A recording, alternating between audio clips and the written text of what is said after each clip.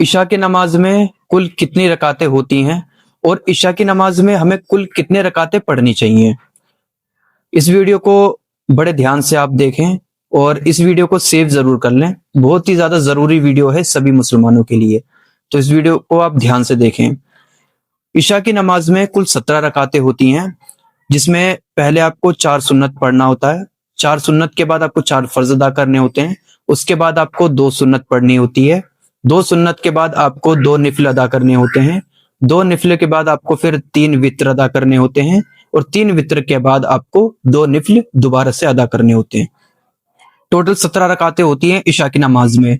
अब सवाल ये आता है कि अगर आपके पास समय नहीं है या कोई इमरजेंसी है या जरूरी काम है जिसकी वजह से आप पूरी 17 रकातें ईशा में नहीं पढ़ सकते हैं, फिर आपको कितनी रकातें पढ़नी होगी? यह सवाल बहुत ज्यादा जरूरी है, इस पे ध्यान दीजिएगा और गौर कीजिएगा। अगर जरूरी काम में कोई इमरजेंसी है, आपको कितनी रकातें नमाजें अदा करनी चाहिए? आपको 4 फर्ज अदा करने हैं इमाम साहब के पीछे, उसके बाद आपको 2 सुन्नत अदा करनी है और उसके बाद आपको 3 वित्र नमाज अदा करनी है। यानी कि आपको 9 रकात अदा करनी है। ये 9 रकातें आप अदा कर लेंगे ईशा में तो आपकी नमाज कबूल हो जाएगी। और जो सुन्नत और निफल आप छोड़ेंगे, जो निफल और सुन्नत आप छोड़ेंगे, उससे आपका जो है नमाज का सवाब थोड़ा कम हो सकता है, लेकिन आपकी नमाज जो है वो कबूल हो जाएगी अगर आप ये 9 रकातें पढ़ लेंगे। आपको सिर्फ ये 9 रकातें पढ़ लेनी है। अगर आप जल्दी में हैं, 17 रकात आप नहीं पढ़ सकते हैं, तो ये आप 9 रकात भी पढ़ लेंगे तो आपकी नमाज कबूल हो जाएगी। बस आपको थोड़ा सवाब जो है वो कम मिलेगा। अब बात यहाँ पे ये आती है कि बहुत सारे हमारे मुस्लिम भाई क्या करते हैं, उनको वित्र की नमाज अदा करना नहीं आता। बहुत सारे लोग अक्सर गलती क्या करते हैं ईशा की नमाज में, जैसे वो अपनी सुन्नत अदा करते हैं या निफल पढ़ते हैं, सूरह फातिहा के बाद सूरत पढ़ते हैं, जैसे सुन्नत में अदा की जाती है, पहले सूरह फातिहा पढ़ते हैं, फिर कोई भी अम्मा पारी की सूरत पढ़ते हैं। उसी तरह से वो वित्र की नमाज भी अदा करते हैं। वित्र की नमाज आपको किस तरह से अदा करनी है ये मैं आपको बताता हूं, ध्यान से इस वीडियो को देखें। वित्र की पहली रकात जब आप पढ़ेंगे तो जब आप नियत बांध लेंगे तो उसमें आपको अलहम्दु शरीफ पढ़ना होता है। उसके बाद अलहम्दु शरीफ के बाद आपको कोई भी सूरत एक पढ़नी होती है अम्मा पारे में से। उसके बाद जब आपकी रुकू करते हैं, सजदा करते हैं, आपकी एक रकात हो जाती है, फिर आपको दूसरी रकात में सेम सूरह फातिहा पढ़नी होती है, फिर अम्मा पारे से एक सूरत पढ़नी होती है, फिर रुकू होता है, सजदा होता है, फिर तीसरी रकात के लिए आप खड़े होते हैं। जब तीसरी रकात में आपको पहले सूरह फातिहा पढ़नी है। सूरह फातिहा पढ़ने के बाद फिर आपको अम्मा पारे में से एक रकात कोई सी भी पढ़नी होती है।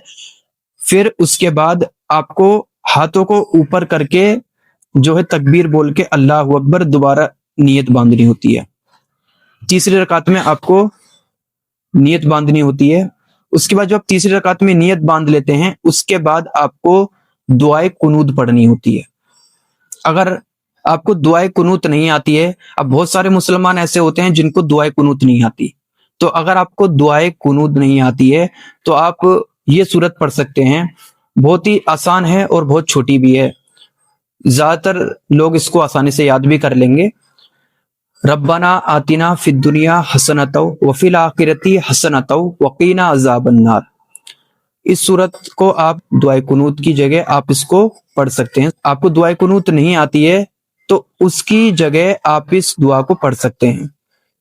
इसके अलावा भी बहुत सारी दुआएं हैं, लेकिन ये दुआ जो मैंने आपको बताई है ये बहुत ही ज्यादा छोटी है और बहुत आसान भी है और ज्यादातर लोगों को ये दुआ याद भी है।